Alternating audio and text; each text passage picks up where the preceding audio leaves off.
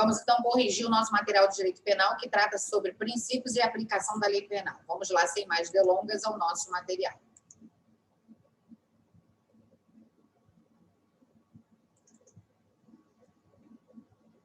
Aqui. Com relação ao tempo e ao lugar do crime, o Código Penal brasileiro adotou, respectivamente, qual teoria? Gente, com relação ao tempo do crime, o Código Penal adotou a teoria da atividade. E com relação ao lugar do crime, o Código Penal adotou a teoria da ubiguidade. Então, essa questão é aquela questão que cai em prova para ninguém zerar, né? Artigo 4º e 6º do Código Penal, tá? Então, correta aí, letra C.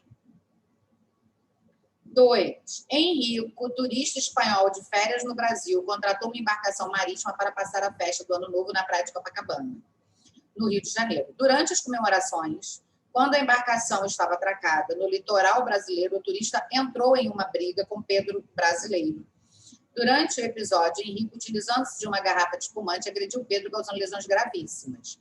Sobre a situação hipotética narrada e considerando o que disciplina o Código Penal sobre a aplicação da lei penal, é correto afirmar. Bom, Henrique é um turista espanhol, está de férias no Brasil, onde dentro de uma embarcação particular no Brasil, ele teve problemas com um brasileiro e causou nesse brasileiro uma lesão corporal, né? Então, Henrico, utilizando-se de uma garrafa espumante, causou lesão em Pedro. Acerca da lei penal, vamos julgar. Caso a embarcação seja estrangeira, aplica-se a lei de sua origem. Olha só, errada. Somente se aplicaria a lei estrangeira se a embarcação fosse pública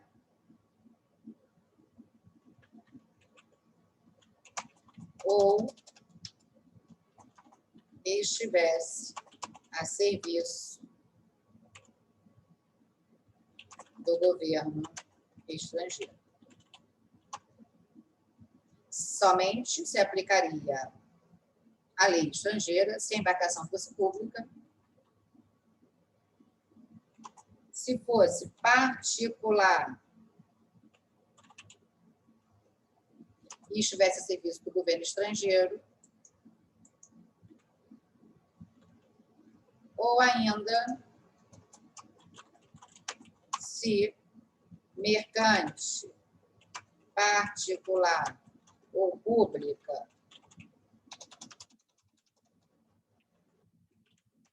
em alto mar.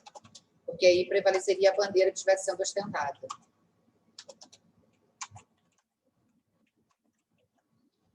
Sendo Henrique estrangeiro, o fato ocorrido a bordo do navio, ainda que em território brasileiro, aplica-se a lei de sua nacionalidade? Errada. Aplica-se a lei brasileira, o crime ocorreu aqui. Uma vez que a embarcação encontre-se dentro do mar territorial brasileiro, será aplicável a lei brasileira, mesmo Henrique sendo estrangeiro? Correta. Essa é a correta.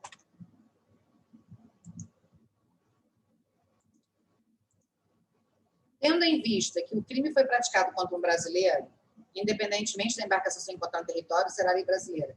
Independentemente, não, porque se tivesse sido praticado no território estrangeiro, a lei seria estrangeira. Errada, artigo 5º do Código Penal.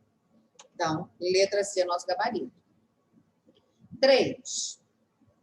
É incorreto afirmar sobre a extraterritorialidade da lei brasileira. Embora cometidos no estrangeiro, ficam sujeitos à lei brasileira os crimes contra a administração pública por quem está a seu serviço.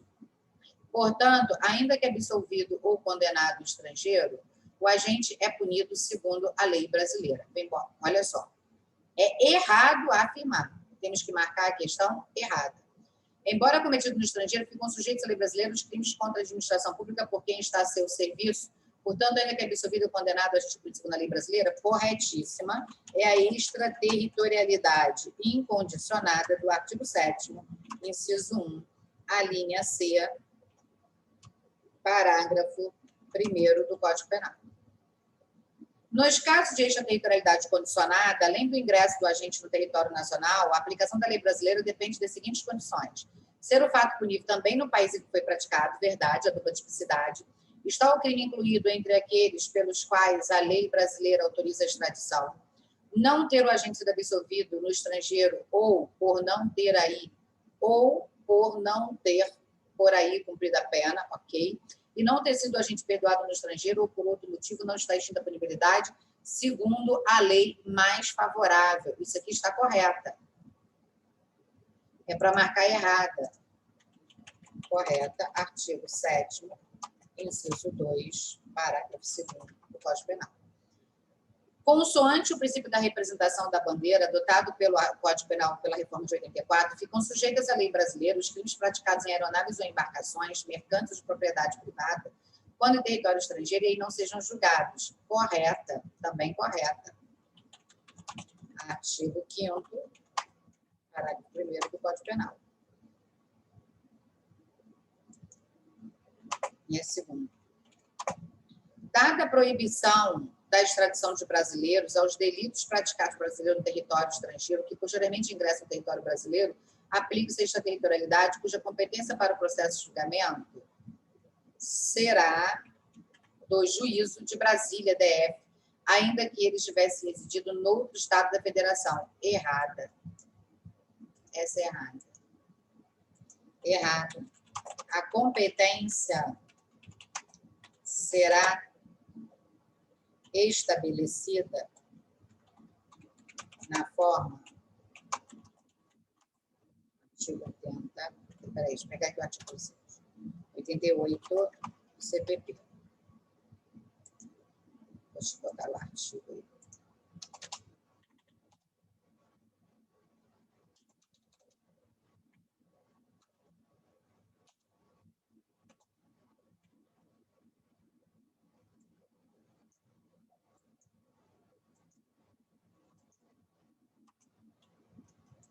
Ó, no processo por crime praticado fora do território brasileiro, será competente o juiz da capital do estado onde ele houver residido por último. E se ele nunca tiver residido no Brasil, e sim da capital da República. Portanto, a letra D é o nosso gabarito, ela é a errada. Já que a questão quer que marque a questão errada. Letra D é o gabarito. 4. O princípio da insignificância que defende a não intervenção do direito penal para coibir ações típicas que causem ínfima lesão ao bem jurídico tutelado é afastado pela jurisprudência do STJ por sua súmula 599 em relação aos crimes. A súmula 599 do STJ, ela afasta o princípio da insignificância nos crimes contra a administração pública. Essa é a alternativa correta. Não se aplica o princípio da insignificância quando se trata de crime contra a administração pública.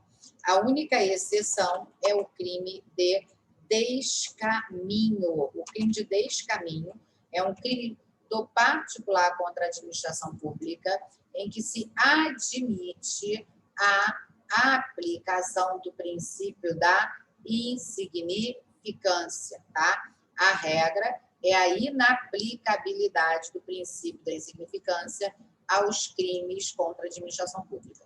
Só será admitido em se tratando de crime de descaminho. E desde que o valor do tributo não pago não ultrapassa R$20 mil.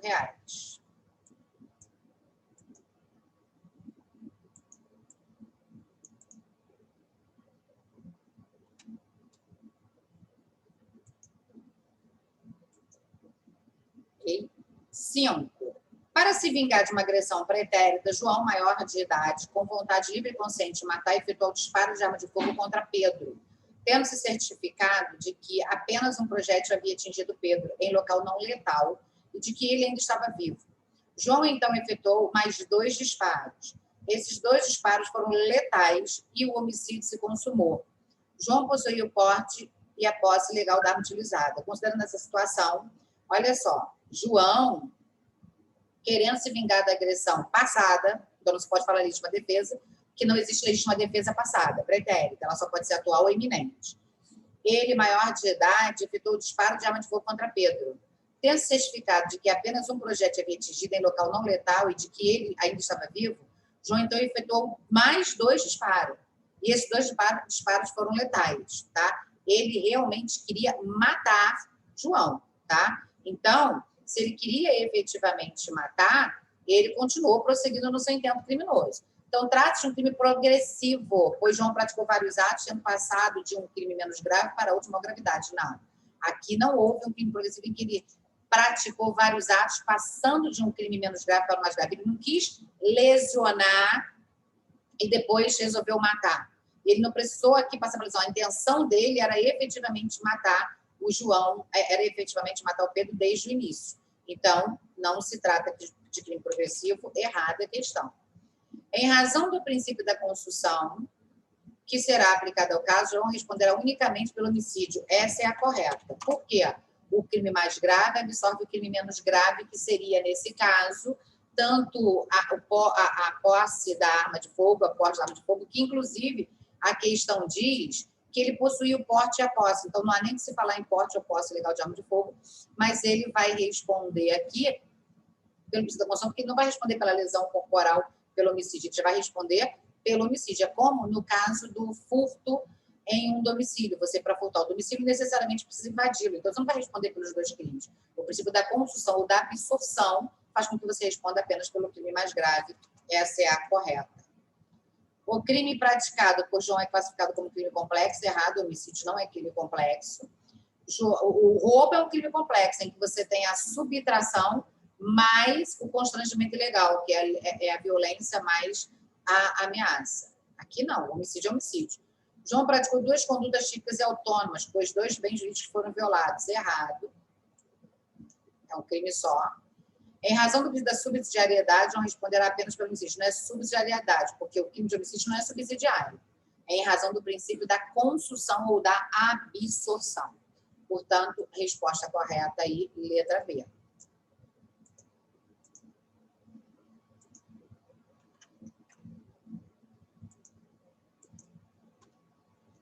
Seis, tendo em conta as normas previstas no Código Penal relacionadas à aplicação da lei penal, assinale a correta. As leis intermitentes, elas vigoram por prazo determinado e têm por característica a não ultratividade. Gente, errado. A lei penal, ela pode ter a lei especial e a lei excepcional. E a lei especial e a lei excepcional, essas sim, vigoram por prazo determinado e têm a característica da ultratividade, que é o que dispõe o artigo 3º do Código Penal. Deixa eu pegar aqui o artigo 3º para vocês.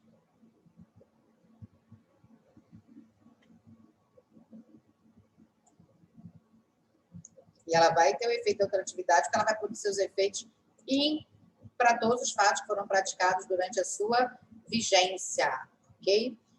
A lei penal mais gravosa aplica-se ao crime continuado se sua vigência é anterior à cessação da continuidade. Corretíssima. Correta é a súmula 711 do STF, que vai tratar tanto do crime continuado quanto do permanente. Deixa eu pegar ela aqui para vocês.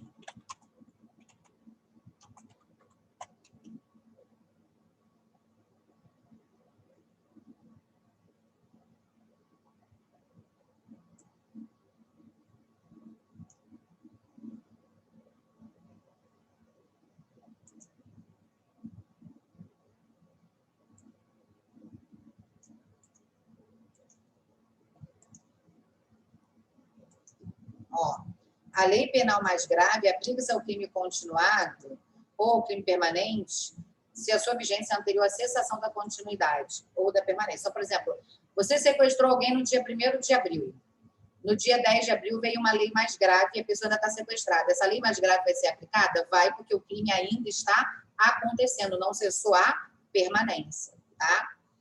A lei penal não retroagirá, exceto se mais benéfica, desde que não iniciada a execução penal. Errado, independentemente de ter sido iniciada a execução penal. A lei penal ela retroage para beneficiar, pouco importando se já houve ou não trânsito em julgado de sentença. Ela se aplica na fase do inquérito, na fase da ação, Na fase da execução, se ela for para benefício, ela vai ser aplicada a qualquer tempo. É o que diz o artigo 2º, caput, parágrafo único do Código Penal. O princípio da continuidade normativa permite reconhecer e abolir crimes pela revogação da lei, se a conduta permanecer típica e o dispositivo errado. Ela não permite reconhecer e abolir crimes. O que é o princípio da continuidade normativa típica? É aquele princípio que trata de uma lei que revoga um crime anterior, mas ela, ao revogar, já prevê esse mesmo crime em outro artigo. Então, ela não admite a abolício crimes. A lei intermediária, vigente entre a data do fato e a do julgamento, ser mais favorável, terá dupla extratividade e retroatividade quanto à lei vigente na data do fato e ultratividade quanto à vigente na data do julgamento. Errada. Olha só, a lei penal, ela vai ser aplicada da seguinte forma. Aplica-se a lei do momento da ação ou da omissão. É o que a gente chama de teoria da atividade, ok? Então, qual é a lei aplicada? A lei aplicada é a lei do momento da ação ou da omissão. Essa é a regra, tá? Agora, se posterior à lei do momento da ação ou da omissão acontecer uma nova lei, e essa nova lei, ela for mais benéfica, ela então retroage para beneficiar. Se a lei revogadora, ela for mais benéfica, retroage. Agora, se a lei revogada for a mais benéfica do que a revogadora, ela vai ser ultraativa. Então, se for mais favorável ao réu, a lei intermediária, ela retroage quanto à lei vigente na data do fato.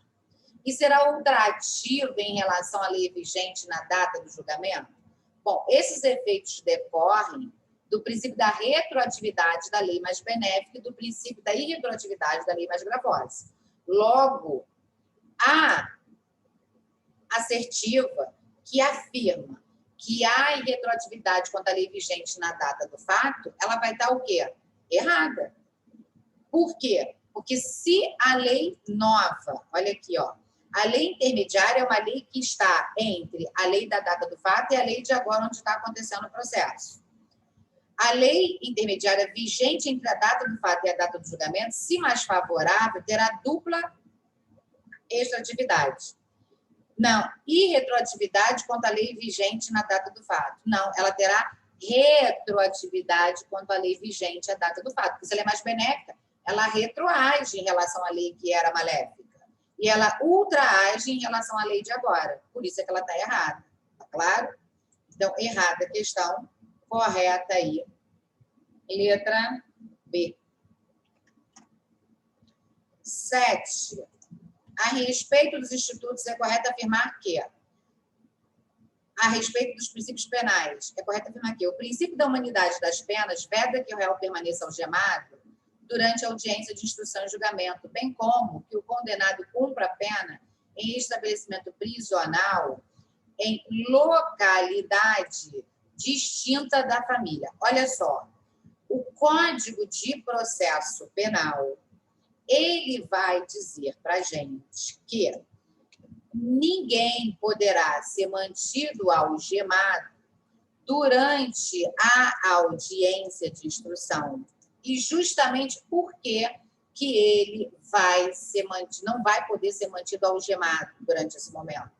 Ele não vai poder ser mantido algemado por esse momento, porque isso influencia na decisão dos jurados, no caso do tribunal do júri. E fora do tribunal do júri, ele também não vai poder ficar algemado se não houver motivo. Então, o princípio da imunidade veda que o réu permaneça algemado durante a audiência de instrução, bem como que o condenado cumpra a pena em estabelecimento prisional distante da família. Olha só, o uso de algema durante a audiência de instrução, ele vai estar disciplinado na súmula vinculante número 11, tá? E aí, o STF já decidiu que não se deve usar a algema, não em razão do princípio da humanidade, mas em razão do princípio da presunção de inocência e da dignidade da pessoa humana. O princípio da humanidade, ele assegura que a aplicação e a execução da pena não pode atentar contra a dignidade humana. Então, via de consequência, o poder punitivo do Estado não pode aplicar sanções que lesionem a integridade física, tá claro? Então, não há sentido, não há como se confundir aqui, se concluir que a gente tem aqui o princípio da humanidade. Porém, a questão não deu essa, né, questão como correta. Ela deu essa questão como sendo errada. Só que aqui você tem que entender o seguinte: o princípio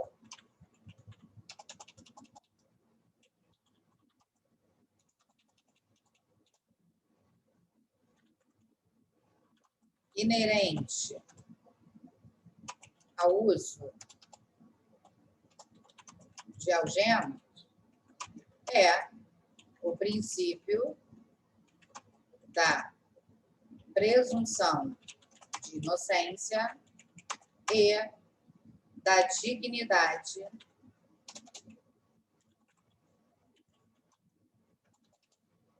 da pessoa humana. Contudo, o princípio da humanidade decorre da necessidade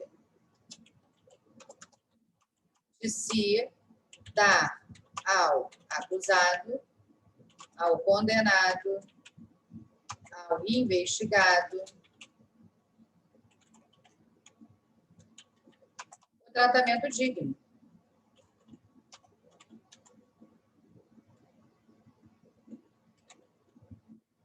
Ou seja, vem do princípio humanidade. Então, na verdade, o princípio da humanidade, ele é uma decorrência lógica do princípio da dignidade da pessoa humana. Tá claro? Então, é claro que a utilização de algema prevista na súmula vinculante número 11, ela está ligada à presunção de inocência do agente e ao princípio da dignidade da pessoa humana. Acontece que o princípio da humanidade da pena, ele assegura que a aplicação e a execução da pena não podem atentar contra a dignidade da pessoa humana. Então, via de consequência, o poder punitivo estatal não pode aplicar sanções que lesionem a integridade física e moral do preso. Nesse sentido, o artigo 5º da Constituição vai prever integridade física e integridade moral. Está lá no artigo 5º. E analisando isso, ninguém será submetido a tortura nem a tratamento degradante, né? Ninguém será submetido a tratamento de penas cruéis, desumana, nada disso. Então, quando você analisa tudo isso, você percebe o quê? Que, querendo ou não, a assertiva, ela está incluída no que a gente chama de princípio da dignidade da pessoa humana, que dele decorre o próprio princípio da humanidade. Então, eu, sinceramente, não vejo por que a questão está errada, mas como ele quer o mais correto, né? Como a gente vai falar o princípio da humanidade da pena, ela vai estar ligada muito mais à questão da execução da pena do que ao processo propriamente dito. Só nesse sentido que a gente vai ter que entender que não está tão correto assim, porque se você analisar o princípio da humanidade das penas, ela decorre da própria dignidade, tá? Porém, não foi essa a alternativa escolhida pelo legislador. O princípio da adequação social implica a revogação da norma penal que estiver em desacordo com a ordem social estabelecida. O princípio da adequação social, ela não prevê a revogação da norma, tá? O princípio da adequação social não está dizendo que a norma vai ser revogada, né? Ela vai simplesmente, não há que se falar em revogação. Há, no princípio da adequação social, a ausência de subsunção entre a conduta e o tipo penal incriminador. Então, é claro que a assertiva está errada, né? Não há que se falar em revogação. É falta de subsunção, falta de conexão, tá? Então, errada.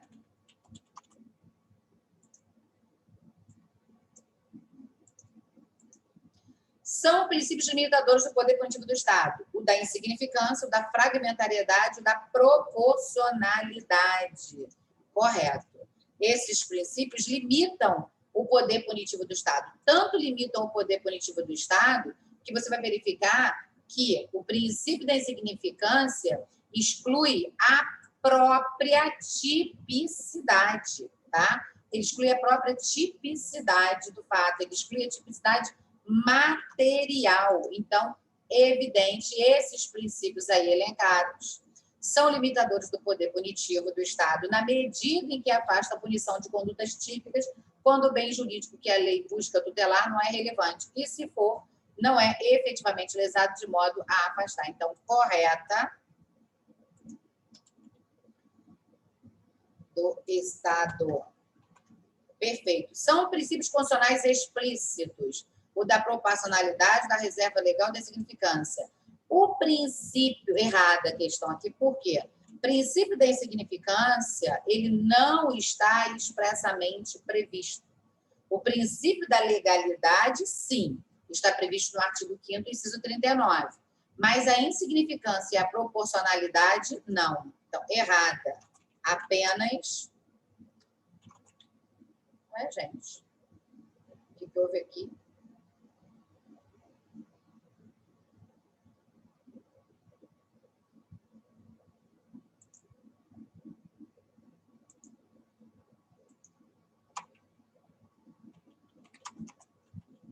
Apenas o princípio da legalidade ou reserva legal são os explícitos. Artigo 5º, inciso 39 da Constituição.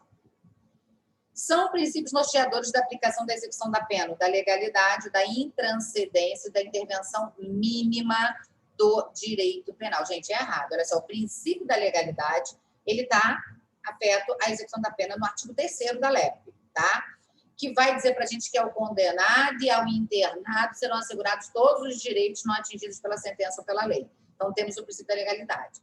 Já o princípio da intranscendência, também conhecido como princípio da intransmissibilidade da pena, consiste na vedação de que a pena transcenda a pessoa do condenado, de modo a atingir seus dependentes, seus herdeiros ou terceiros que não tenham relação, né? Está lá no artigo 5º, inciso 45 da Constituição.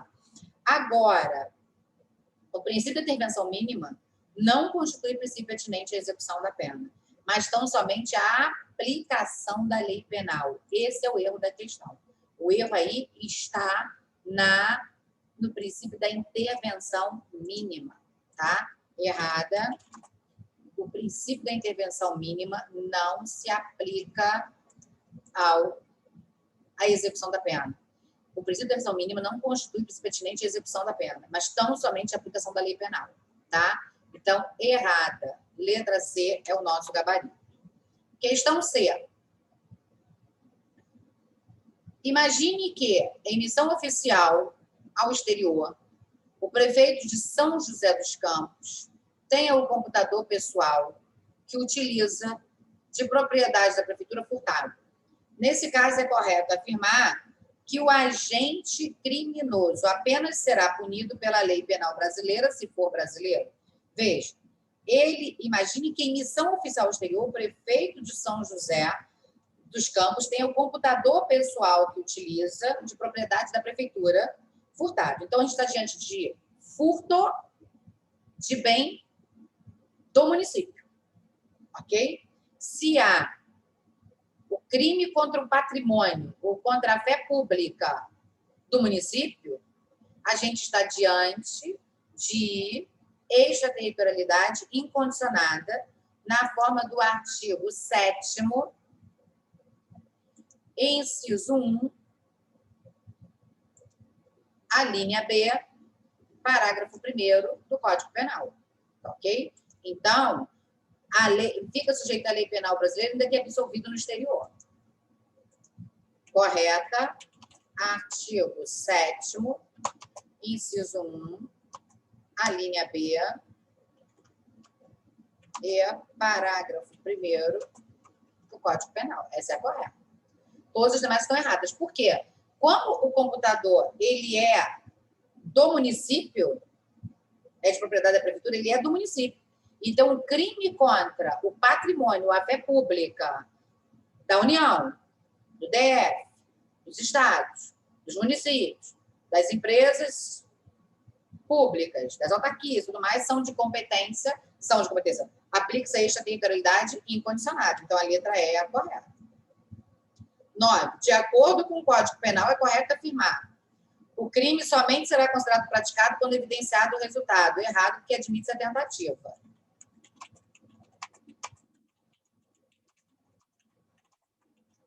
A pena cumprida no estrangeiro atenua a pena imposta no Brasil pelo mesmo crime, quando diversa maneira computada quando idêntica. Perfeito. Gabarito aqui é essa. Correta. Artigo 8º do Código Penal. Isso aqui nada mais é do que um abrandamento ao bis in idem do artigo 7º, ou seja, aquela possibilidade do agente ser punido mais de uma vez pelo mesmo fato. A lei nova, que deixar de considerar determinado fato como crime, deverá ser aplicada imediatamente, resguardando-se, contudo, a manutenção dos efeitos penais da condenação já em fase de cumprimento. A lei nova, que deixa de considerar determinado fato como crime, deixará de ser aplicada imediatamente, não, ela é aplicada de forma imediata, porque quando ela deixa de considerar o fato como crime, ela é uma novatio legis e melius, artigo 2º do Código Penal. Então, ela retroage para beneficiar o réu. Tá? A manutenção não resguarda. Errado. Expirado, ela vai ser aplicada imediatamente e não vai resguardar nenhum efeito da sentença penal condenatória. Ela é abolir-se o crime. Expirado o prazo da lei excepcional ou temporária, cessarão imediatamente seus efeitos. Não poderão mais ser aplicadas em nenhum caso, mesmo que ocorrido durante o prazo da vigência. Errado, ela aplica-se a todos os casos ocorrido durante sua vigência, porque ela tem efeito ultrativo. Errado, artigo 3º do Código Penal. Aplica-se a ultratividade, ou seja, aos fatos praticados durante a sua vigência.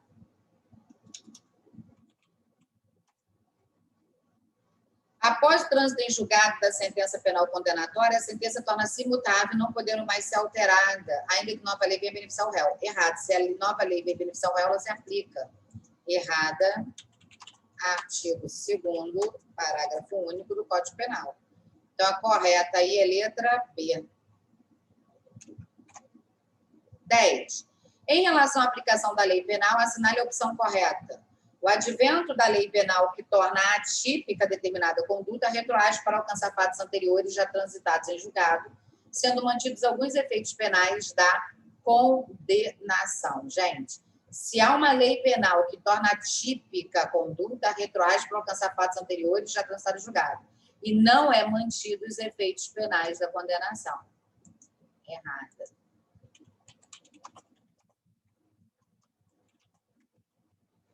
A lei temporária, com o término do período de sua duração, perde totalmente sua vigência e aplicação. Totalmente não, ela aplica-se aos fatos praticados durante a sua vigência.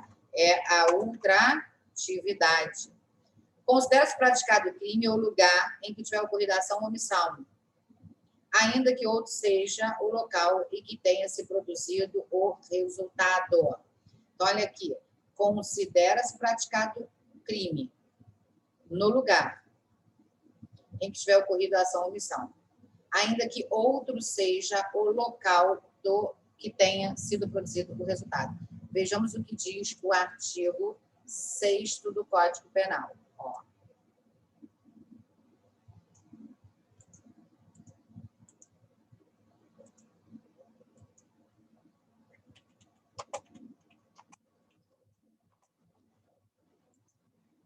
Olha o que ele vai dizer para a gente. Considera-se praticado o crime no lugar em que ocorreu a ação ou omissão, no todo ou em partes, bem como, Tá vendo? Nem ainda que seja outro local. Bem como o lugar onde se produziu ou deveria produzir o resultado. Então, aqui é que faz ela ficar o quê? Errada. É bem como o lugar onde produziu. Então, não é ainda que. A lei penal admite interpretação analógica para incluir hipóteses análogas às elencadas no legislador, ainda que prejudiciais ao agente. Olha só, a analogia não é permitida em relação aos... Não é permitida em relação às leis penais disciplinadoras nem às permissivas. Errada, pois admite-se a analogia em malam partem. Oh, em bonam partem. Não se admite a analogia em malam partem. Essa é a correta. Vou pegar aqui o artigo 121 para te mostrar a hipótese, que é a aplicação dela.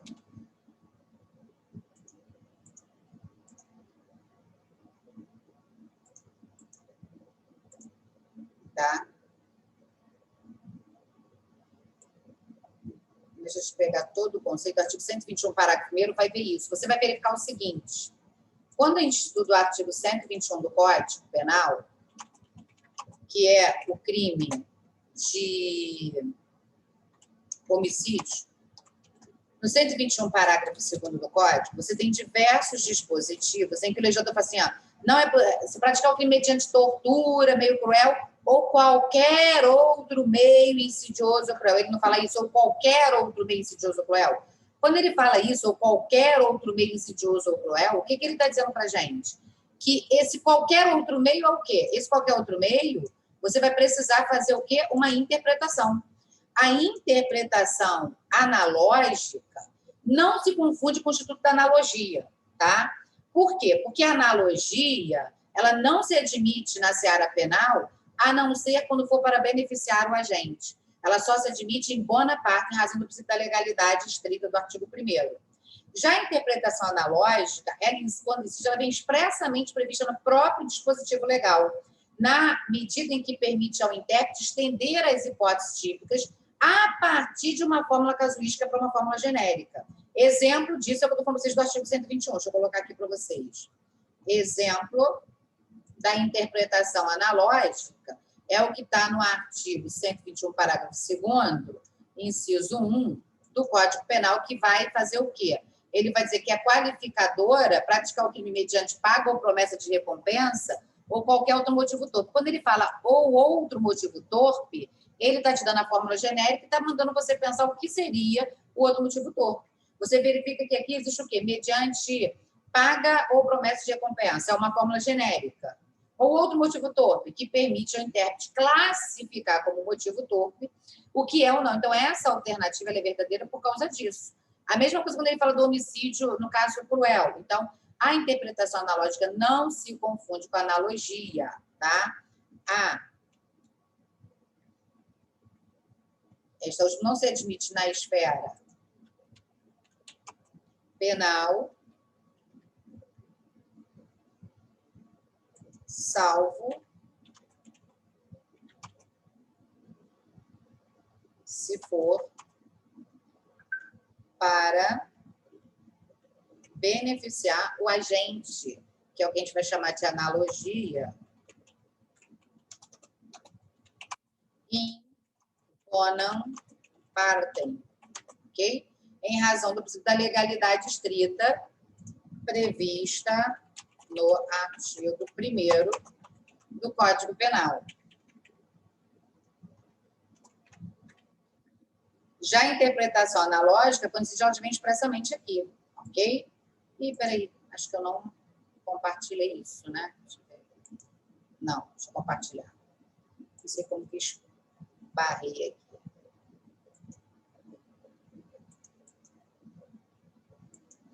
Tá ok? Então, essa é a correta. Eu estou escrevendo. Letra D é o nosso gabarito. 11. A norma penal incriminadora é formada basicamente por dois preceitos. O primário, em que se prevê a conduta praticada que a sociedade pretende punir, e o secundário, em que se fixa a sanção penal correspondente. As normas que necessitam de complementação no preceito secundário, por não trazer a combinação da pena correspondente à prática da conduta, são chamadas de normas penais. Olha, as normas que necessitam de complementação são chamadas de normas penais em branco. Quando a norma penal ela precisa de um complemento, ela pode ser uma norma penal em branco, tá? Então, olha só, a norma penal incriminadora é formada basicamente por dois preceitos. O primário, que é lá o tipo penal, e o secundário, que é onde vem a sanção, a pena. Então, matar alguém é o preceito primário. Pena de reclusão, de 6 a 20 anos, é o preceito secundário. As normas que necessitam de complementação no caput, na norma incriminadora, é o que a gente vai chamar de norma penal em branco.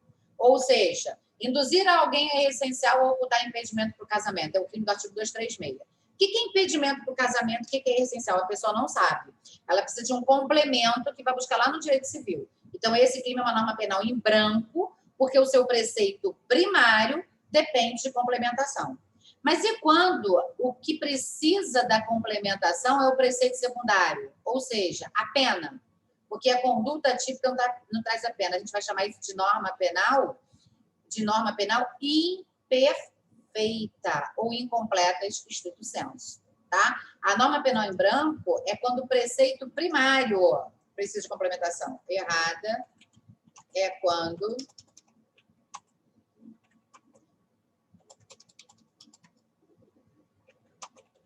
o preceito primário precisa de complementação e vem da mesma fonte legislativa.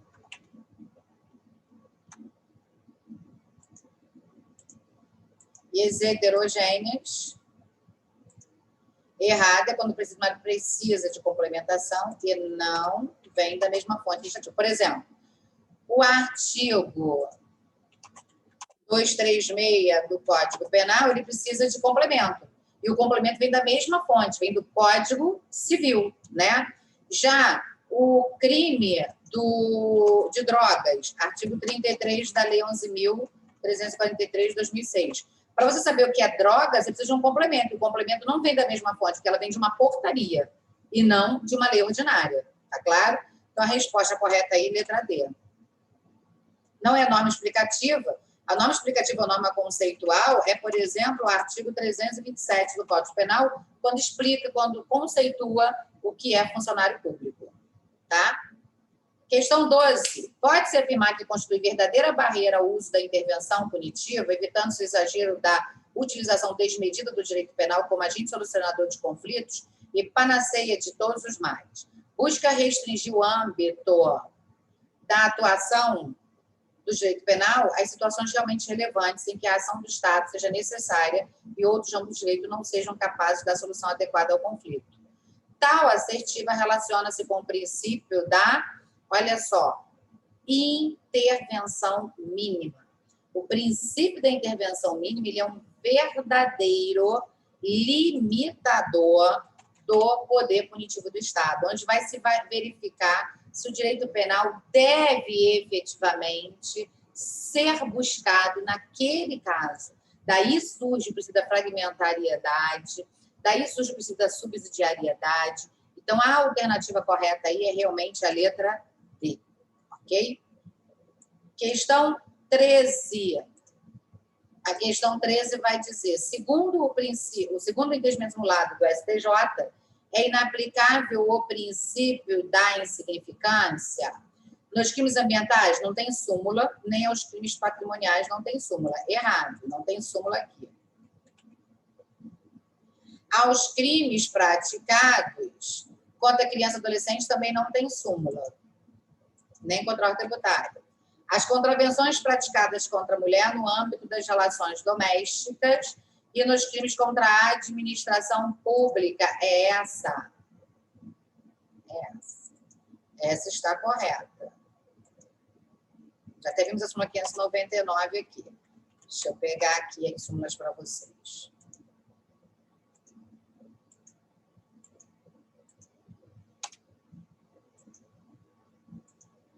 Súmula 589 e súmula 599.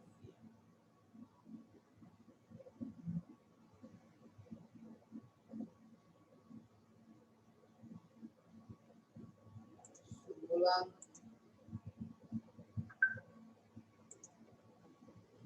500.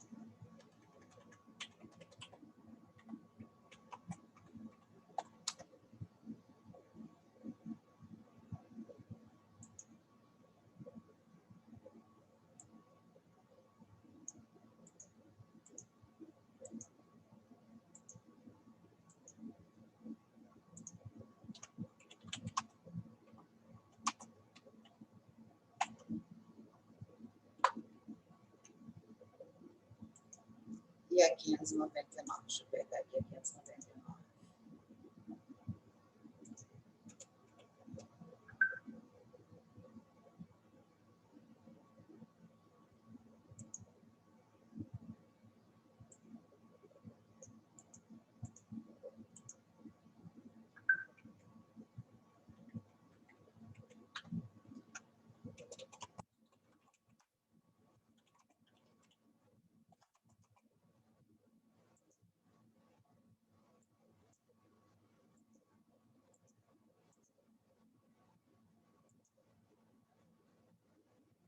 E aí, súmula 589 e súmula 599 do STJ.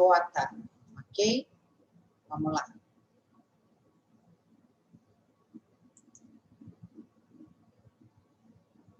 Aos crimes de licitação, errado, infração penal de menor potencial ofensivo também. Violação de direito autoral de desarmamento também errada.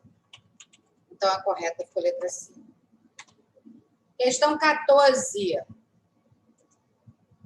A respeito da contagem dos prazos penais, assinale a errada. Contam-se os anos pelo calendário comum. É para assinar a errada. Essa não está errada, essa está certa. A gente chama de calendário comum ou gregoriano, né?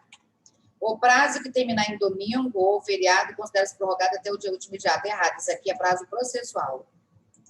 Errada. Artigo 10 do Código Penal. Os meses são contados pelo calendário comum. Correta. O dia do começo inclui-se no cômputo. Correta. Artigo 10 do Código Penal. Os dias são contados pelo calendário comum. Correta. Artigo 10 do Código Penal. Deixa eu trazê-lo para vocês aqui.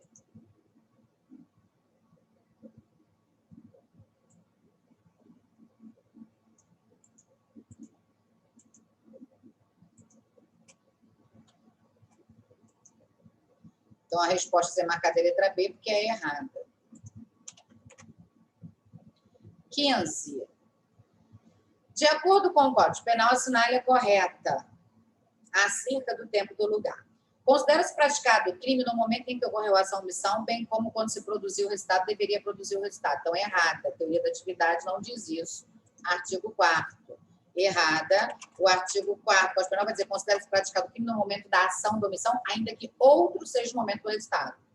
Considera-se praticado o crime no lugar em que ocorreu a ação ou omissão, ainda que outro seja o local do resultado. Isso ainda que também faz a questão ficar errada. É a teoria da ambiguidade do artigo 6º do Código Penal. Errada.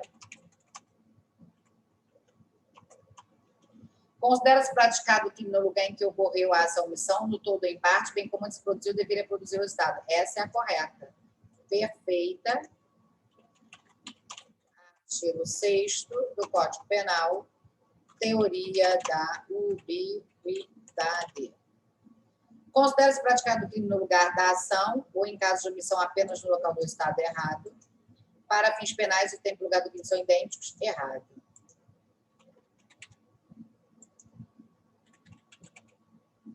Letra C, o gabarito. A respeito das disposições constitucionais aplicáveis ao Código Penal, analise os itens a seguir. O princípio penal do non bis in idem, ou seja, não pode ser bis in idem, embora não escrito expressamente na Constituição, tem fundamento no Estado democrático de direito. Corretíssima. Correta. É possível se estabelecer sanção penal sem lei anterior, desde para beneficiar o réu. Errada. Não é possível. Princípio da legalidade. Artigo 1º do Código Penal. Não é possível.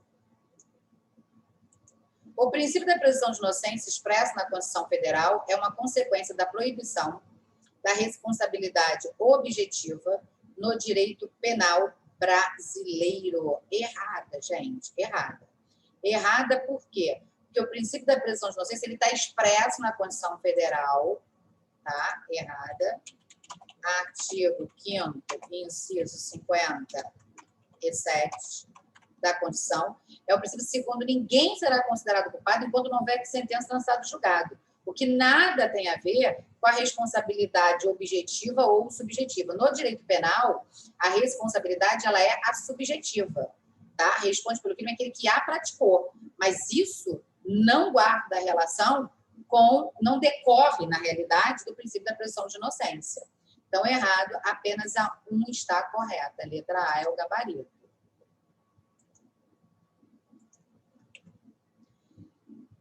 Questão 17. Tício, morador do Rio de Janeiro, começou a namorar Gabi, uma jovem moradora de São Paulo. Com o passar do tempo e os efeitos da distância, Tício, motivado por ciúme, resolveu tirar a vida de Gabriela. Eita! Pôs-se então a planejar a prática do crime em sua casa, no Rio de Janeiro, tendo adquirido uma faca, instrumento com o qual planejou executar o crime no dia em que seguiu para São Paulo para encontrar Gabriela, que lhe esperava na rodoviária. Tício combinou com a jovem uma viagem a passeio para o Espírito Santo. Ao ingressarem no ônibus que os levaria a São Paulo para o Espírito Santo, Tício afirmou para Gabriela que iria matá-la. Todavia, dada a calma de Tício, a jovem achou que se tratava de uma brincadeira. Durante o trajeto, Tício ofereceu a ela uma bebida contendo substância que causava perda dos sentidos. Após beber e dormir, sob efeito da substância, enquanto passava pela BR-101 no Rio de Janeiro, Tício passou a desferir golpes com faca no peito da jovem. Quando chegou ao destino, Tício se entregou para a polícia. Gabriela, embora tenha sido socorrida, veio a óbito ao chegar ao hospital.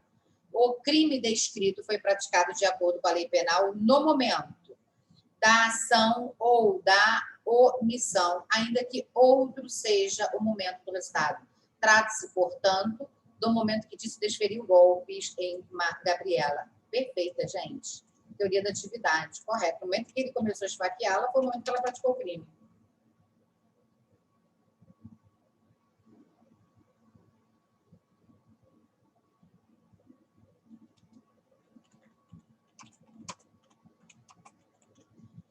No momento em que a gente se prepara para a promoção da conduta, quando ele se prepara, ainda há atos preparatórios. Não sei.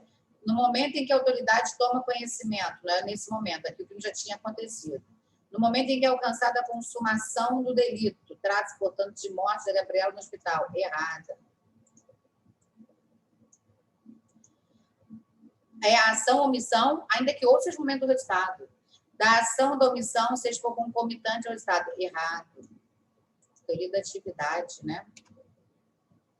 É o momento da ação da omissão, ainda que outro seja o momento do resultado.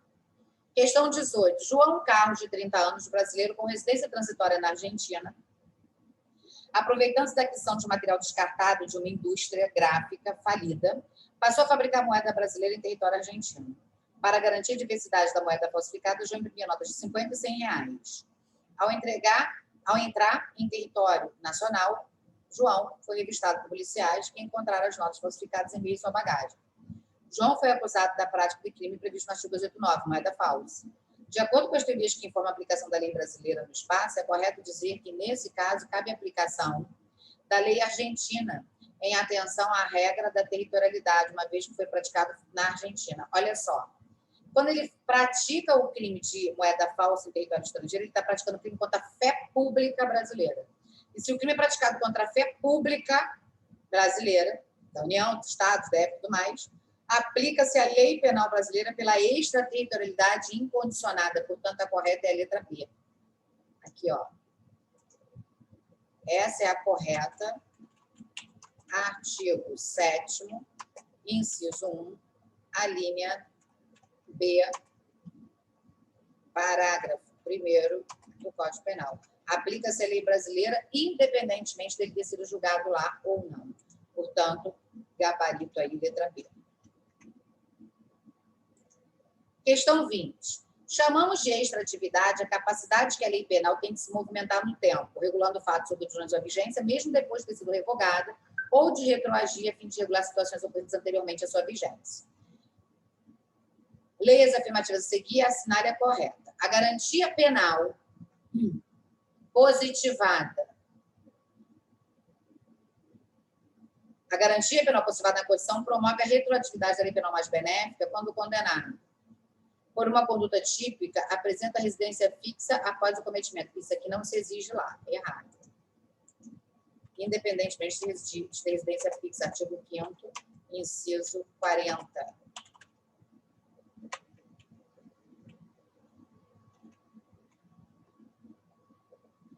A lei penal possui ultratividade nos casos em que, mesmo após sua revogação, por lei mais gravosa, continua sendo válida em relação aos efeitos penais mais brandos da lei que era vigente no momento da prática delitiva. Perfeito.